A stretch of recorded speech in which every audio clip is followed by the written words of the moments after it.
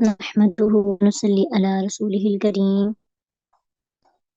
أما بعد أعوذ بالله من الشيطان الرجيم بسم الله الرحمن الرحيم رب اشرح لي صدري ويسر لي أمري واحلل عقدة من لساني يفقهوا قولي رب زدني علما اللهم ربنا زدنا علما.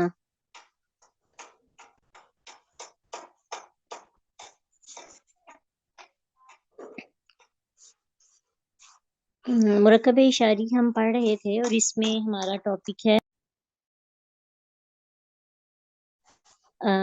وہ تو آپ نے پڑھ لیا تھا، لیکن دو چیزیں ہیں کہ ضمیر اور اشارہ میں تھوڑا فرق ہوتا ہے.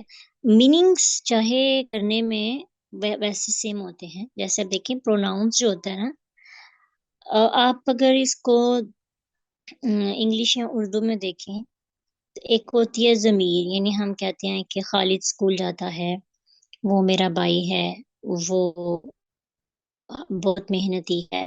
اس طرح سے آپ ایسے یا کوئی اسٹوری بیان کر رہے ہوں تو کسی کے نام کی جگہ پہ جو آپ یوز کرتے ہیں اس کے لیے اس کو ضمیر کہتے ہیں، اور انگلش میں اس کو پروناؤن کہتے ہیں.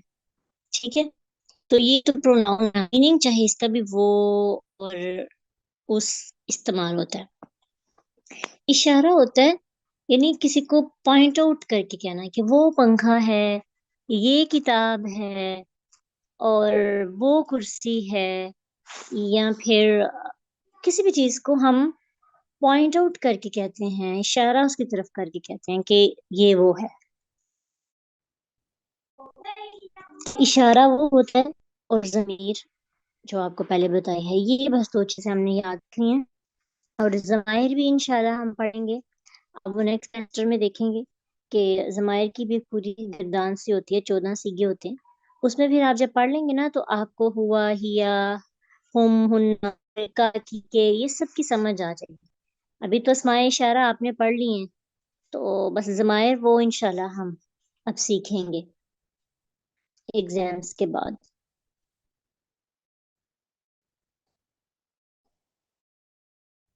ابھی آپ مصحف کھولیں اور آپ کا آخری انشاءاللہ سبق ہے جو 2 کا، اور الحمدللہ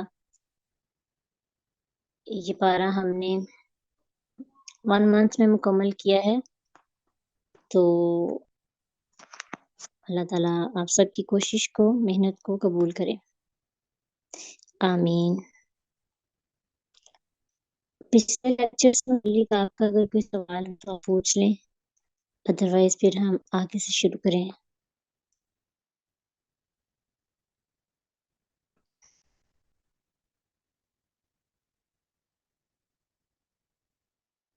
پیچھے سے سارے جو مسائل پڑھے ہیں آپ نے وہ کلیئر ہے نا؟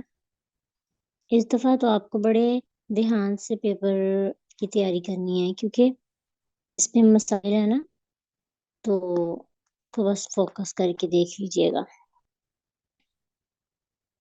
اب تو آپ کو اندازہ بھی ہے اس طرح سے پیپر ہونا ہے.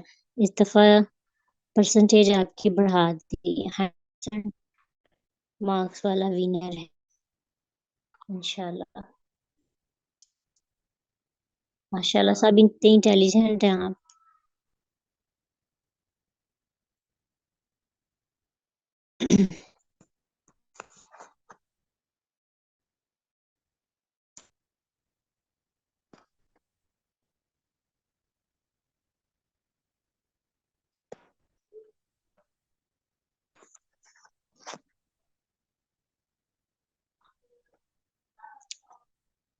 اعوذ باللہ من الشیطان الرجیم، بسم اللہ الرحمن الرحیم. رب اشرح لی صدری ویسر لی امری واحلل عقدۃ من لسانی یفقہوا قولی رب زدنی علما. سورۃ البقرہ آیت نمبر 246. الم تر الی الذین، عالم کیا نہیں، ترى آپ نے دیکھا، الی طرف، الذین ان کے جو، اچھا، یہ ابھی ہم نے آگے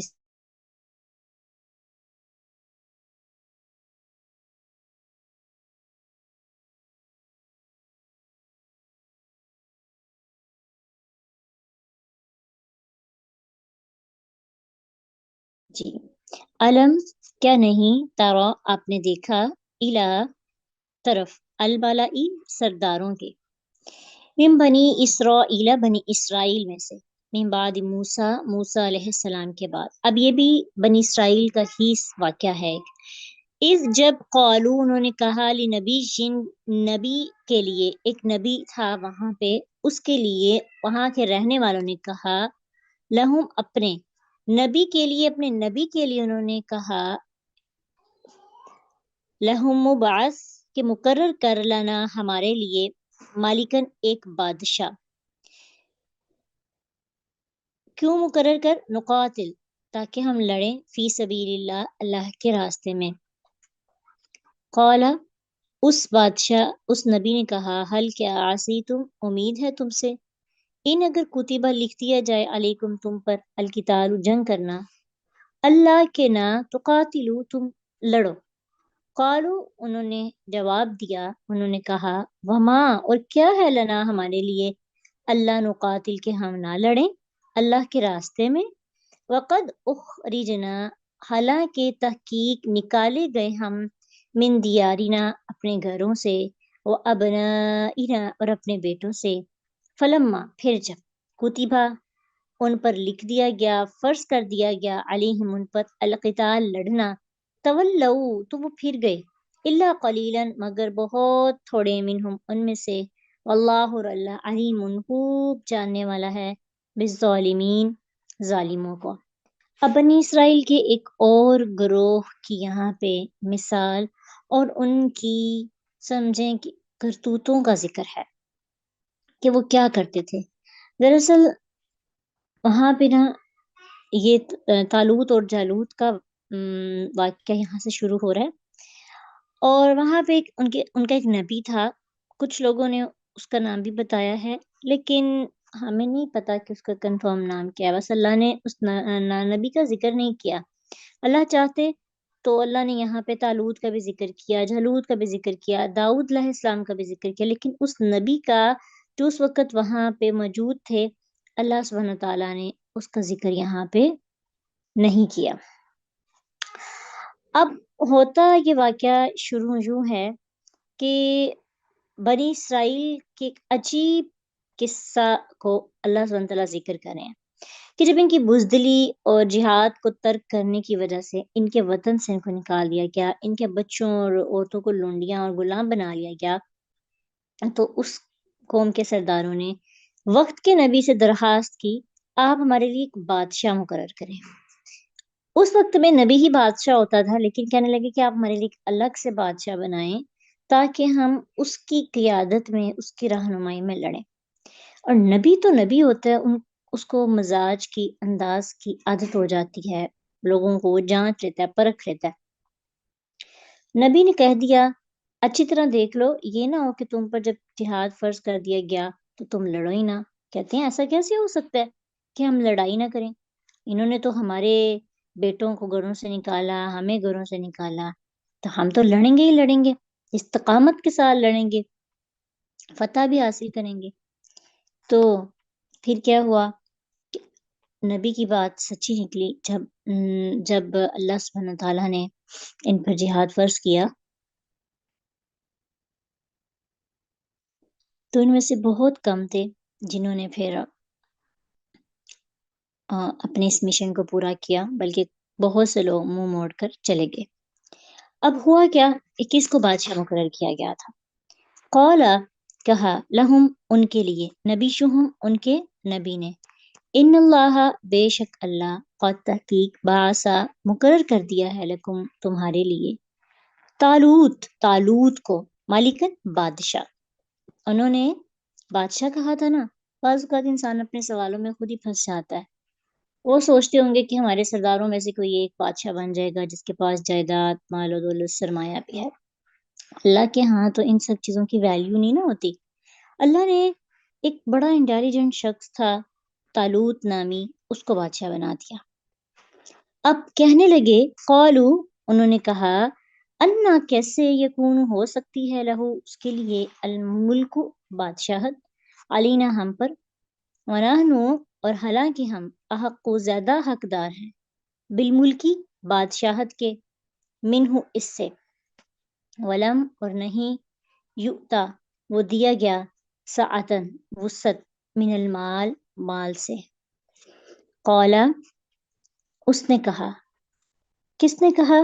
نبی نے، ان اللہ بے شک اللہ نے اصطفاہ چن لیا ہے اسے علیکم تم پر وزادہ اور اس نے زیادہ دی ہے اسے بسطتاً وسعت فی العلم علم میں والجسمی اور جسم میں طاقت میں واللہ اور اللہ یؤتی دیتا ہے ملک ہو بادشاہت اپنی من یشاء جس سے وہ چاہتا ہے اور اللہ واسع وسعت والا ہے علیم خوب جاننے والا ہے۔ اب انہوں نے سوال کیا بادشاہ کا تو اللہ تعالیٰ نے بادشاہ مقرر کر دیا۔ تو اب جو بادشاہ مقرر ہو گیا تھا اب ان کو چاہیے تھا کہ اس کی اطاعت کریں اور نبی کی بھی بات مانیں۔ انہوں نے 2 اعتراضات کیے۔ پہلا اعتراض یہ کہ بادشاہ بننے کے حقدار تو سب سے زیادہ ہم ہیں کیونکہ خاندانی طور پر سرداری ہم میں چلی آ رہی ہے۔ دوسرا اعتراض کہ وہ سرمایہ دار شخص بھی نہیں ہے، غریب سا، اس کے پاس پیسہ دولت مال و دولت بھی نہیں ہے، تو ہماری نظر میں تو سربراہ بننے کے یہی 2 پیمانے ہیں۔ کون کون سے؟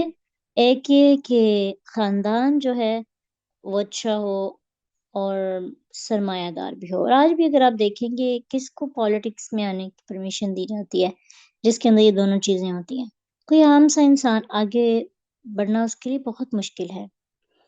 تو نبی نے جو وقت کا نبی تھا دونوں چیزوں کی نفی کر کے انہیں بتایا۔ سب سے پہلی بات تو یہ ہے کہ یہ برتری کس نے دی ہے تم پر؟ طالوت کو برتری کس نے دی ہے؟ اللہ نے، اور اللہ نے اس کا انتخاب کیا اس لیے تمہیں کوئی اعتراض نہیں ہونا چاہیے۔ دوسری بات یہ کہ خاندان اور سرمایہ سے حکومت نہیں چلتی، آپ کی حکمت اور آپ کی جسمانی قوت سے حکومت چلتی ہے۔ آپ کے پاس دولت تو بہت زیادہ ہو لیکن عقل نہ ہو، شعور نہ ہو، تو پھر آپ کیسے اس کا استعمال کر کے حکومت چلا سکتے ہیں؟ تو حکومت کے لیے کیا چیزیں ضروری ہیں؟ آپ کے پاس اچھا علم ہو، آپ کے پاس جسمانی قوت بھی ہو، کیونکہ ظاہری بات ہے اس کی قیادت میں جہاد بھی تو کرنا تھا۔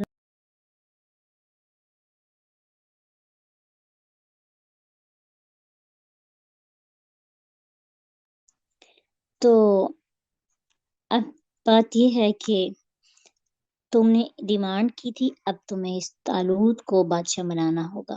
اس سے ہمارے لیے بھی ایک لرننگ پوائنٹ ہے کہ اگر اللہ تعالیٰ ہمارے خاندان میں سے بھی یا ہمیں بھی کسی کی پیروی کرنی پڑتی ہے یا ہم فالو کر رہے ہوتے ہیں تو اس میں ہمیں یہ نہیں ضروری دیکھنا کہ اس کے پاس دولت کتنی ہے یا اس کے پاس جو ہے سرمایہ کتنا ہے یا اس کی پرسنالٹی کیسی ہے۔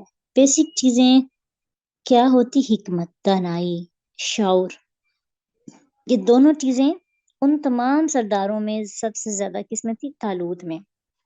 اور نبی نے ان کا جواب ایک تیسری طرح سے اور دیا، واللہ یؤتی، اللہ تعالیٰ جس سے دیتا ہے بادشاہت جسے چاہتا ہے اسے دے دیتا ہے، اللہ کی مرضی سے اس کو ملی ہے۔ اللہ کسی کا پابند نہیں، ہم سب اللہ کے پابند ہیں کہ اس کو مانے۔ اب رسولوں کا بھی انکار اسی وجہ سے کرتے تھے نا، نبی صلی اللہ علیہ وسلم کا قریش مکہ نے کیوں انکار کیا کہ یہ ایک عام سے گھرانے میں پیدا ہوا ہے؟ یہودیوں نے اور عیسائیوں نے نبی صلی اللہ علیہ وسلم کو کیوں ایکسیپٹ نہیں کیا حالانکہ وہ جانتے تھے یہ سچا نبی ہے؟ صرف خاندانی تعصب کی وجہ سے اور جیلسی کی وجہ سے، حسد کی بنا پر۔ تو یہ جو ڈیمانڈ ہے نا یہ ہر ایک کی ہوتی ہے، لیکن جن کو اللہ تعالیٰ سے محبت نہیں ہوتی، لیکن جو لوگ اللہ کے پیارے ہوتے ہیں ان کی نظر میں یہ چیزیں میٹر نہیں کرتی۔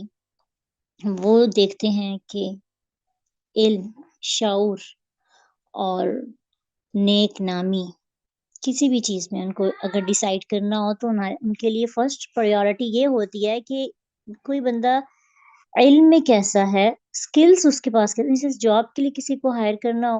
اب تو ہمارے یہاں رشوتیں اور بہت سی چیزیں چلنا شروع ہو گئی ہیں، لیکن اچھے ادارے تب ہی کامیاب ہوتے ہیں جب وہ اس چیز پر جابس بھی دیتے ہیں کہ کسی شخص کے پاس کیا سکلز ہیں، نالج کتنا ہے، کانفیڈنس کیا ہے، کیا وہ اس قابل ہے کہ اس کو اس سیٹ پر بٹھایا جائے. اگر رشوت ختم کر دی جائے تو اداروں کی بہتری کے لیے ایسے ہی لوگوں کو ہائر کیا جائے. لیکن ہمارے ہاں جب سے 2 نمبری چلی اس لیے ہمارے سب اداروں میں چاہے وہ ایجوکیشنل سیکٹرز ہیں یا پالیٹکس ہیں یا کوئی بھی ہیں، اس میں یہی ہوتا ہے کہ ایک برکت ہمیں نظر نہیں آتی، کامیابیاں نظر نہیں آتی، اور اسی وجہ سے ہمارا ملک بہت سے معاملات میں بہت زیادہ محنت کرنے کے باوجود بھی پیچھے ہے. ریزن بیہائنڈ ایمانداری نہیں ہے. اور یہ جو بات یہاں پہ ہو رہی ہے نا، علم جس اور حکمت، دانائی، قوت، سکلز، ان سب کے سکلز کا ہونا بہت ضروری ہے. واللہ واسع علیم، اللہ کہتے ہیں اللہ وسعت والا، علم والا ہے. اللہ کو پتہ ہے کہ کون کس قابل ہے اور کس کو کس جگہ پہ بٹھانا ہے. انسان نہیں پرکھ سکتا، اللہ ہی ہے جس کو چاہے تو عزت دے اور جس کو چاہے تو عزت چھین بھی سکتا ہے. کوئی اللہ کو کنٹرول نہیں کر سکتا. ٹھیک ہے. وَتُعِزُّ مَن تَشَاءُ وَتُذِلُّ مَن تَشَاءُ بِيَدِكَ الْخَيْرُ، اللہ کے ہاتھ میں ہی ہر چیز ہے. پھر انہوں نے اب اللہ سبحانہ تعالیٰ نے نبی سے کہا کہ بادشاہ کی اب کوئی نشانی بھی تو بتانی ہے نا، کہ یہ واقعی اللہ کی طرف سے مقرر کردہ بادشاہ ہے یا اس کو خود بنایا گیا.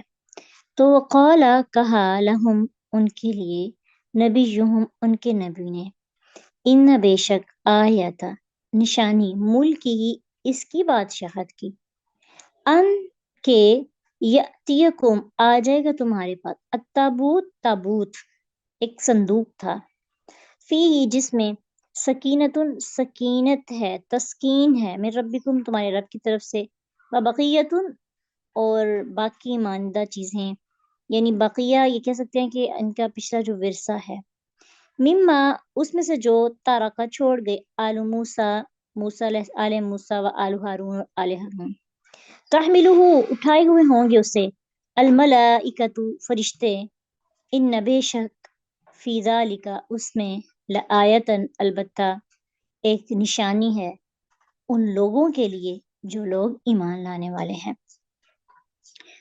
اب نبی کے بادشاہ کی نشانی بتانے کا مقصد یہ تھا کہ کچھ لوگ ڈاؤٹس کا شکار بھی ہوتے ہیں، چاہے ہو سکتا ہے یہ خود سے انہوں نے بنا دیا. تو کہا اللہ سبحانہ تعالیٰ نے نبی کے بادشاہ ہونے کی نشانی یہ بتائی ہے. وہ کیا بتائی تھی؟ ان کی نا ان کے پاس ایک باکس ہوتا تھا، تابوت. ٹھیک ہے، آواز کا ایشو سب کو ہے. ان کے پاس ایک تابوت تھا، ایک صندوق تھا جس میں انہوں نے نا آل موسیٰ اور آل ہارون کی چند باقی ماندہ چیزیں رکھی ہوئی تھی، جیسے آپ کہہ سکتے ہیں موسیٰ علیہ السلام کا عصا وغیرہ، اور اس طرح کی بہت سی چیزیں جیسے جس کو آپ جیسے میوزیم میں رکھی جاتی ہیں نا. ان کے پاس ایک باکس تھا، اس کے اندر انہوں نے وہ سب چیزیں رکھی تھی. اب ہوا یہ کہ وہ تابوت ان سے نا ان کی کسی کے ساتھ لڑائی ہوئی اور دشمن ان سے چھین کر لے گئے. اس تابوت سے وہ کیا کرتے تھے؟ سکون حاصل کرتے تھے، یعنی تسکین حاصل کرتے تھے. اس کو ان تبرک کے طور پر استعمال کرتے تھے.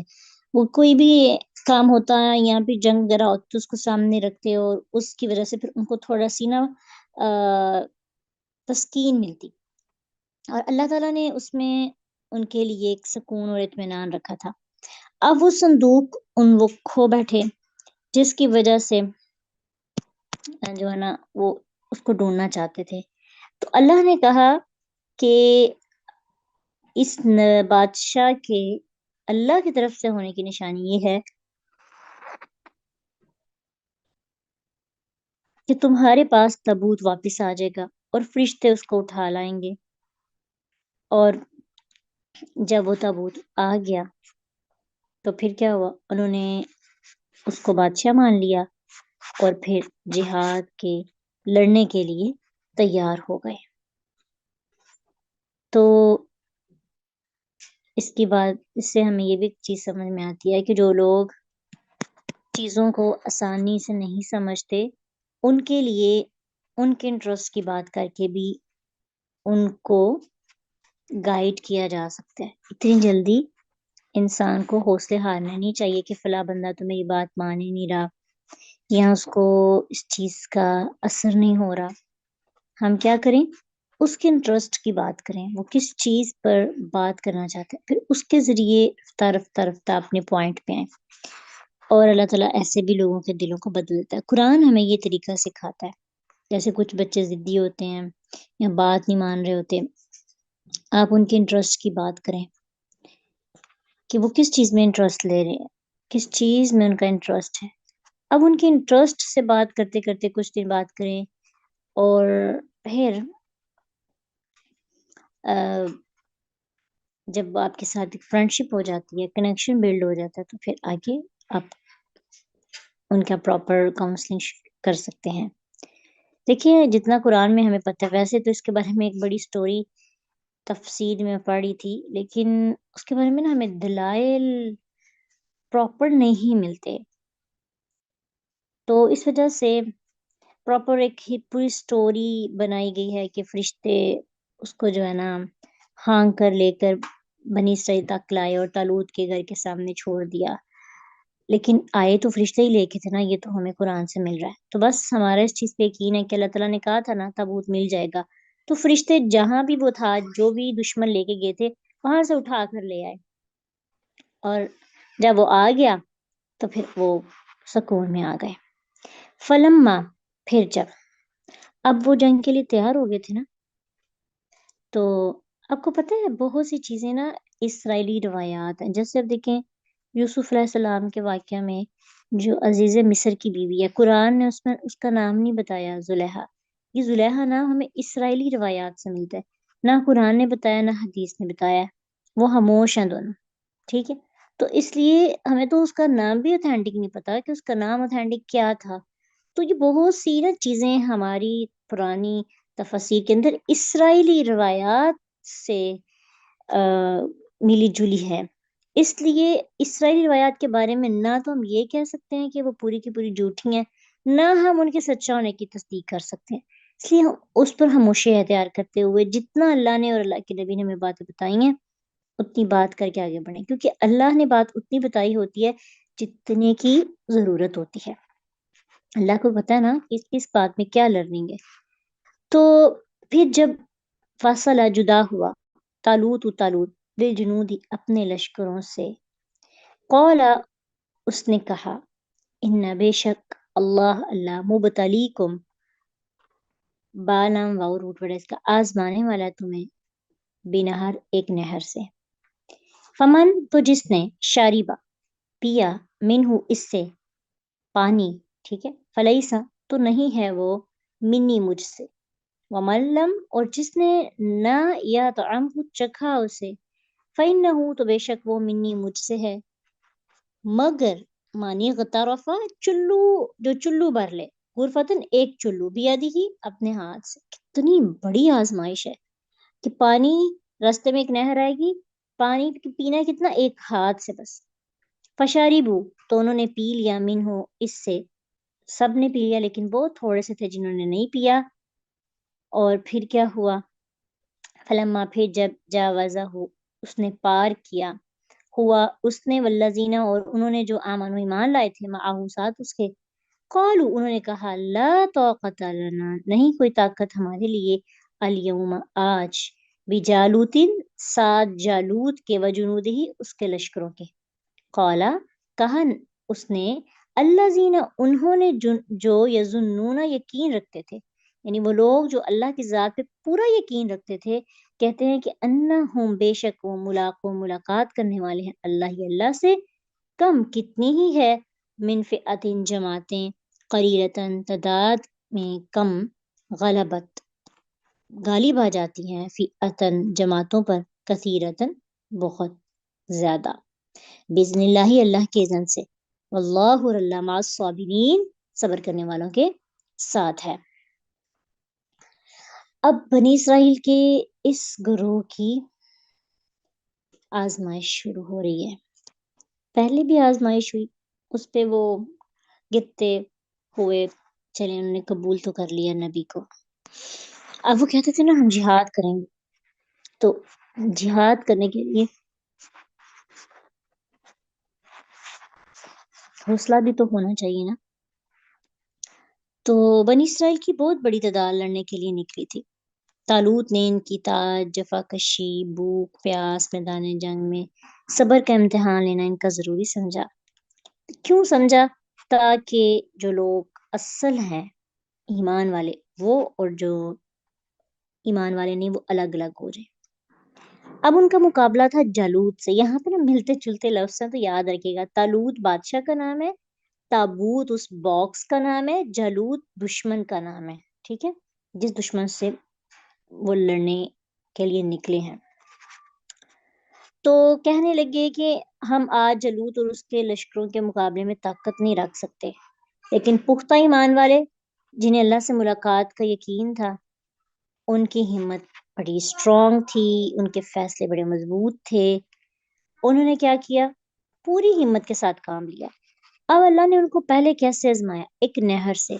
ان کے راستے میں ایک نہر آنی تھی، اور ان سے کہا گیا کہ اس نہر سے پانی نہیں پینا، جو پیے گا پیٹ بھر کے وہ تو گیا، وہ ہم میں سے نہیں، اور جو صرف چلو بھر کے پیے گا، اور چلو بھر کے پینا، جب آپ ایک سپون کے ساتھ پانی پیتے ہیں نا، تو آپ کا چسکا اور بڑھتا ہے، افادہ بڑھ جاتا ہے، کم ہونے کی بجائے دل کرتا ہے اور پئیں۔ چلو سے بھی پانی پیے نا تو دل کرتا ہے اور پئیں اور پئیں اور پئیں۔ تو دیکھیں کہ یہ ایک طرح کی آزمائش تھی کہ پانی پینا چلو، ایک چلو بس، اب آگے بڑھ جانا ہے، دوسرا چلو نہیں بڑھنا۔ تو اب ذائقہ لگ گیا منہ کو، کتنے ایمان والے وہ لوگ ہوں گے جو اس آزمائش پہ پورا اترے۔ اللہ تعالیٰ ہمیں بھی ایسا ایمان عطا کرے۔ آپ شکر ادا کیا کریں کہ آپ ایسے دور میں ہیں جن پر ایسی آزمائشیں نہیں آئیں۔ آپ پر تو تکلیفیں آتی ہیں کہ آپ کو آزادی ہوتی ہے کہ آپ ان پر کیسے بھی کریں، یعنی فیصلہ نہیں ہوتا ہمارا اسی وقت کہ ہم کافر ہیں یا منافق ہیں۔ اللہ کی کتنی بڑی آزمائش ہے نا، ٹھیک ہے۔ اللہ تعالیٰ کی یہ بہت بڑی آزمائش تھی ان پر کہ اللہ تعالیٰ کی آزمائش پہ پھر وہ پورا اترے اور انہوں نے ڈٹ کر مقابلہ کیا۔ اللہ کی طرف سے ان پر یہ آزمائش تھی، اور بہت کم تھے جو آزمائش پہ پورا اترے۔ اس کے بارے میں صحیح بخاری کی ایک حدیث بھی ہے کہ براء بن عازب رضی اللہ عنہما فرماتے ہیں کہ مجھے اصحاب محمد صلی اللہ علیہ وسلم نے بتایا جو بدر میں شریک تھے کہ ان کی تعداد طالوت کے ساتھیوں کے برابر تھی جو نہر سے پار ہوئے تھے۔ تقریباً ان کی تعداد 310 سے کچھ زیادہ تھی۔ تو آپ کو پتا ہے کہ بدر میں بھی، غزوہ بدر میں بھی 313 لوگ تھے جو نبی صلی اللہ علیہ وسلم کے ساتھ تھے۔ تو برا کہتے ہیں کہ اللہ کی قسم، اس کے ساتھ کسی مومن کے سوا کوئی پار نہیں ہوا، یعنی جو طالوت تھا اس کے ساتھ صرف وہی لوگ آگے نہر پار کر کے گئے جو لوگ ایمان اور تقوی میں مضبوط تھے، جن کا اللہ پہ بھروسہ تھا، یقین تھا۔ تو وہ ہے تھوڑے تھے، لیکن غلبت فئۃ کثیرہ، کہ سم ٹائم ایسے ہوتا ہے کہ اللہ تعالیٰ کے حکم سے تھوڑی تعداد بڑی تعداد پر غالب آ جاتی ہے، کیونکہ ان کے اندر صبر ہوتا ہے، ان کے اندر، یعنی انہوں نے پانی نہ پینے پر کیا کیا تھا؟ صبر کیا تھا۔ واللہ مع الصابرین، جب انہوں نے صبر کیا، ان کے تھوڑے جذبے کو بھی اللہ نے بڑی طاقتوں پر باری کر دیا۔ تو ہمارے لیے زندگی کا ایک بہترین سبق یہ ہے کہ زندگی میں بڑے کمزور، عاجز، ناتواں ہو جاتے ہیں تو حالت صبر میں رہے۔ آپ سے روب دار شخصیات پر آپ باری آ جائیں گے، آپ کا صبر اس قدر خوبصورت ہوگا کہ اللہ آپ کے ساتھ ہو جائے گا، اور جس کے ساتھ اللہ ہو اس کے ساتھ پھر دنیا کی کوئی بھی طاقت مقابلہ نہیں کر سکتی۔ اور پھر کیا ہوا؟ ولما، اور پھر جب بارزو، وہ سامنے ہوئے، جالوتا، جالوت کے، وجنودی، اور اس کے لشکر کے، جب وہ جالوت اور اس کے لشکر کے سامنے گئے، قال، انہوں نے کہا، ربنا، بہت خوبصورت دعا ہے یہ تو آپ کو زبانی یاد کرنی چاہیے۔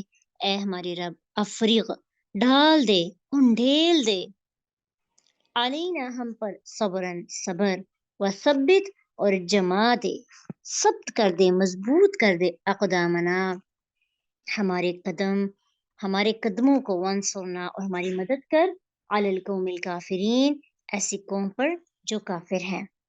اب دیکھیں کہ ظاہری بات ہے، اتنا بڑا لشکر دیکھ کر ڈگمگایا تو ہوگا دل، لیکن جو ایمان والا ہوتا ہے نا، اسے پتہ ہے کہ جب میرے قدم ڈگمگانے ہیں تو اس وقت میں نے کیا کرنا ہے، کس حالت میں میں نے کس کیفیت میں جانا ہے۔ اب ہوا یہ کہ جالوت کا لشکر بہت بڑا تھا، اب ان کو پتا تھا کہ یہاں تو مشکل ہوگا، ہم تو تھوڑے سے ہیں، اب ہم کیا کریں، خوف بھی طاری ہوگا، غم دکھ، اور یہ بھی کہ ہم شہید بھی ہو سکتے ہیں۔ ان ساری کیفیات کے لیے ہمیں صبر کی ضرورت ہوتی ہے۔ آپ کو پتہ ہے کہ موسیٰ علیہ السلام پر جو سردار ایمان لائے تھے، تو وہ بھی ابھی کچھ دیر پہلے ایمان لائے اور ساتھ ہی ان کی موت کی خبر ان کو سنا دی گئی۔ تو انہوں نے بھی اللہ تعالیٰ سے یہی دعا کی تھی، اللہ ہمارے اندر صبر انڈیل دے، ہماری اپنی طاقت اور اپنا ایمان اس قابل نہیں ہے کہ ہم اپنی موت کو سامنے دیکھ کر تو بڑے ریلیکس رہیں۔ تو جب انسان مشکل یا مصیبت میں ہوتا ہے نا، تو لوگ سمجھیں کہ کاٹ دینے والی باتیں، دل چیر دینے والے جذبات، کیفیات، لوگوں کے رویے، اس وقت اللہ سے نا دعا کیا کریں، یوں امیجن کیا کریں کہ جیسے جالوت کا لشکر آپ کے سامنے ہے، بہت بڑا، اور آپ تنہا کھڑے ہیں، آپ نے اس کا مقابلہ کرنا ہے۔ طاقت تو نہیں ہے اللہ، میں تو ایک چیونٹی جتنی ہوں، میری تو چیونٹی سے بھی کم میرے پاس طاقت ہے۔ پھر آپ دعا کریں، ربنا افرغ علینا صبرا، اے میرے رب صبر کو مجھ میں انڈیل دے، لا بالٹیاں بھر بھر کے میرے اندر صبر انڈیل دے، اور میرے قدموں کو مضبوط کر دے، میں تیرے رستے پہ نکلی ہوں۔ کوئی بھی راہ ہے نا، تو اگر آپ اس کو اللہ کی رضا کے لیے اس راہ پہ چل رہے ہیں، تو اللہ کی راہ پہ چلنے والے لوگوں کو اللہ کبھی بھی ناکام نہیں کرتا۔ تو کیا دعا پڑھنی ہے؟ اللہ صبر انڈیل دے اور ہمارے قدموں کو مضبوط کر دے، اور ان کافروں کے، ان دشمنوں کے خلاف ہماری مدد فرما۔ ٹھیک ہے، تو یہ بڑی جامع اور بڑی اچھی خوبصورت دعا ہے، کیونکہ صبر آتا ہے تو ثابت قدمی ملتی ہے، اور ثابت قدمی ہو تو اللہ کی نصرت ملتی ہے۔ تو اسے کیا پتہ چلتا ہے کہ مومن کے لیے میدان جنگ میں تیاری کے باوجود سب سے بڑا ہتھیار کیا ہے؟ اللہ پر بھروسہ اور اس سے دعا۔ آپ زندگی میں کتنی بھی میچور اور مضبوط بن جائیں، کتنا ہی آپ کا دل بڑا کیوں نہ ہو، اگر رب کو نہیں پکار رہے اور اپنی ہی ذات پر اور اپنی ہی سکلز پر اور اپنی ہی صلاحیتوں پر یقین ہے، بھروسہ ہے، تو وہ ریزلٹس اتنا اچھا نہیں آئے گا۔ انسان اپنی طرف سے پوری ایفرٹ لگائے، اس کے بعد پھر صبر مانگے اللہ سے، تو پھر اللہ تعالیٰ سے بندے کی مدد فرماتے ہیں۔ جب اللہ کی مدد شامل حال ہو جائے تو کتنا خوبصورت نتیجہ سامنے آئے گا۔ اللہ ہم سب کو صبر کرنے والے لوگوں میں شامل کر لے۔ پھر کیا ہوا؟ فَهَزَمُوهُمْ، تو انہوں نے شکست دے دی انہیں، بِإِذْنِ اللہ، اللہ کے اذن سے، وقاتل اور قتل کر دیا داؤد نے، جالوت کو، وآتاہ اور عطا کی اسے، اللہ نے، الملک بادشاہت، والحکمت اور حکمت، وعلمہ اور اس نے سکھایا اسے، مما یشاء اس میں سے جو اس نے چاہا، ولولا اور اگر نہ ہوتا، دفع ہٹا دینا، اللہ کا، الناسا لوگوں کو، بعضهم ان کے بعض کو، ببعضین ساتھ بعض کے، لفسادتی البتہ فساد پھیل جاتا، الارض زمین میں، ولیکن اللہ اور لیکن اللہ، ذو فضل فضل والا ہے، علی العالمین تمام جہانوں پر۔ اب کیا ہوا؟ اب اللہ سبحانہ تعالیٰ اینڈنگ بھی بتا رہے ہیں کہ اینڈنگ کیا ہوئی تھی۔ ان تھوڑے سے مسلمانوں نے جالوت کے لشکر کو اللہ کے حکم سے شکست دے دی، اور داؤد علیہ السلام جو اس وقت ایک سپاہی تھے، کفار کے بادشاہ جالوت کو انہوں نے قتل کر دیا، اور جس کے نتیجے میں طالوت کے بعد اللہ تعالیٰ نے جالوت کو قتل جب ہو گیا تو طالوت کے بعد اللہ نے سلطنت کس کو دی، حکمت کس کو دی، نبوت کس کو دی، داؤد علیہ السلام کو. اور پھر ان کو ایسے علوم سکھائے کہ جو حیران کر دینے والے تھے. اسلحہ سازی کا علم ان کو دیا داؤد علیہ السلام کو، پرندوں کی بولی کا علم دیا، ان کے پاس حکمت تھی، قوت فیصلہ تھا. اس کے علاوہ خوش الحانی آواز ان کی بڑی خوبصورت تھی. پرندوں اور پہاڑوں کے ان کے ساتھ تسبیح کرنے کا ذکر بھی ہمیں قرآن میں ملتا ہے. تو پھر کیا ہوا کہ جس کے اندر صلاحیت اور طاقت ہوتی ہے پھر اللہ تعالیٰ اس کو چوز کر لیتے ہیں. تو ان لوگوں میں سے جو تھوڑے سے تھے، طالوت کے جو لوگ تھے انہی میں سے داؤد علیہ السلام بھی تھے. اور داؤد علیہ السلام نے مقابلہ جب کیا تو اللہ نے داؤد علیہ السلام کے ہاتھوں جالوت کو قتل کروا دیا. اور پھر ایک تو ان کا ایک یہ بھی کارنامہ تھا، اور ویسے بھی اللہ نے ان کو شعور، حکمت، دانائی دی تھی. تو اس لیے پھر اللہ سبحانہ تعالیٰ نے ان کی مدد فرمائی. پھر کہا وَلَوْلَا دَفْعُ اللَّهِ النَّاسَ بَعْضَهُم بِبَعْضٍ.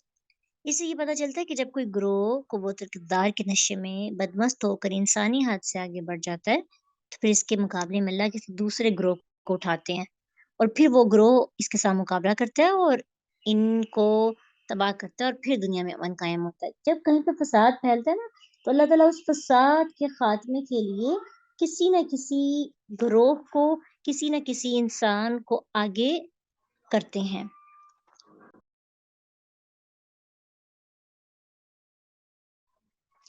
آخر میں اللہ سبحانہ تعالیٰ فرما رہے ہیں اس پارے کے تلک آیات اللہ نتلوہا علیک بالحق وانک لمن المرسلین. یہ اللہ کی آیات ہے اور ہم انہیں حق کے ساتھ تجھ پر پڑھتے ہیں، بے شک یقیناً تو رسولوں میں سے ہے. تو پچھلی امتوں کے یہ سارے واقعات ہم آپ کو جو سنا رہے ہیں یہ آپ کے نبی ہونے کی دلیل ہے، کیونکہ یہ واقعات آپ نے نہ کسی کتاب میں پڑھے نہ کسی سے سنے اور ٹھیک ٹھیک بیان بھی کر رہے ہیں. تو بنی اسرائیل کو بھی ان واقعات کا پتہ ہے، وہ ان کی تصدیق بھی کرتے ہیں. تو ان کے لیے یعنی بنی اسرائیل کتنے محرومی کا شکار ہے کہ سب کچھ جان کر کہ اللہ کے نبی کتنے سچے رسول ہیں پھر بھی نہ مانا حسد اور بغض کی وجہ سے. تو بنی اسرائیل کو پتا تھا نبی صلی اللہ علیہ وسلم اصحاب کہف کا واقعہ بتا رہے ہیں یا بنی اسرائیل کے جتنے بھی واقعہ بتا رہے ہیں وہ سارے واقعات سچے ہیں. تو اللہ نے اللہ کے رسول صلی اللہ علیہ وسلم کی رسال ایک تو واقعات کا بتانا انسان کو سکھانا ہے، دوسرا یہ کہ ایسی بات بتانا جو لوگوں کو نہیں پتا، نہ نبی صلی اللہ علیہ وسلم نے کسی سے سنی اور پھر وہ بات بتا دینا. تو یہ کہ حیران کن چیز ہے نا. تو اللہ نے نبی صلی اللہ علیہ وسلم کے حق ہونے کے حق ثابت کرنے کے لیے یہ ساری باتیں امت کو بتائیں. اللہ تعالیٰ سے دعا ہے کہ اللہ ہمیں حق اور باطل میں فرق کرنے کی صلاحیت عطا کرے. فرقان ہمیں اللہ تعالیٰ فرقان جیسی صلاحیت اور شعور عطا کرے اور ہمیں اپنی زندگی کے مشکل سے مشکل حالات میں اللہ صبر کرنے والوں میں شامل کرے، کیونکہ جو حالت صبر میں ہوتا ہے پھر شکر جب اس کو نعمتیں ملتی ہیں تو اللہ اس کو حالت شکر بھی عطا کرتے ہیں. اور مومن کی تو یہی دو کیفیت ہے، یا حالت صبر یا حالت شکر. اور یہ بھی نہیں ہے کہ مومن کی زندگی صرف حالت شکر ہی ہو اور ایسے میں دعا بھی نہیں کرنی چاہیے تو انسان اللہ کو یاد ہی نہ کرے. انسان ہمیشہ محرومیوں میں اللہ کو زیادہ اچھا یاد کرتا ہے، قریب سے تڑپ دل کی، پھر اللہ کو یاد کر کے سکون ملتا ہے، پھر اللہ پہ محبت بڑھ جاتی ہے. تو یاد رکھیں کہ اگر آپ اللہ کے قریبی ہیں نا تو آزمائش سے گزر کر ہی آپ کو آگے بڑھنا ہوگا. اللہ نے کسی بھی نبی کو نبی بنایا تو پہلے اس کے اندر وہ کریکٹرسٹکس رکھی، وہ کوالٹیز رکھی جو ہونی چاہیے. پھر اور نبی ہمیشہ بخادر ہوتے ہیں، نبی ہمیشہ آپ دیکھیں گے کہ ان کے اندر وہ جنگجو ہوتے ہیں، لیڈر والی کوالٹیز ان کے اندر ہوتی ہیں اور بے نیاز ہو جاتے ہیں لوگوں سے. اور نبی صبر کرنے والے ہوتے ہیں. یوب علیہ السلام کا صبر دیکھیں، رسول اللہ صلی اللہ علیہ وسلم کا صبر دیکھیں، یوسف علیہ السلام کا صبر دیکھیں، موسیٰ علیہ السلام کا صبر دیکھیں، بنی اسرائیل کے ساتھ کتنا صبر کیا انہوں نے. تو انبیاء کا صبر دیکھیں تو ہم تو ان کے مقابلے میں کچھ ہے ہی نہیں. تو اللہ تعالیٰ سے صبر کی دعا کرنی چاہیے، کیونکہ صبر ہوگا تو آپ زندگی کا کوئی بھی کام آسانی سے کر سکتے ہیں. صبر نہیں نا، بے صبر انسان جلد بازی میں کوئی بھی غلط فیصلہ لے لیتا ہے. تو اللہ سے نا ایسی کیفیت مانگا کریں جو آپ کو ریلیکس رکھ سکے، مطمئن رکھ سکے، سکون میں رکھ سکے۔ اللہ ہم سب کو حق خود ہی سکھا دے اور صحیح رستوں پر صحیح طریقے سے صحیح انداز میں چلنا بھی سکھا دے۔ وآخر دعوانا ان الحمد للہ رب العالمین۔ سبحانک اللہم و بحمدک، نشہد ان لا الہ الا انت، نستغفرک و نتوب الیک۔ السلام علیکم ورحمۃ اللہ وبرکاتہ۔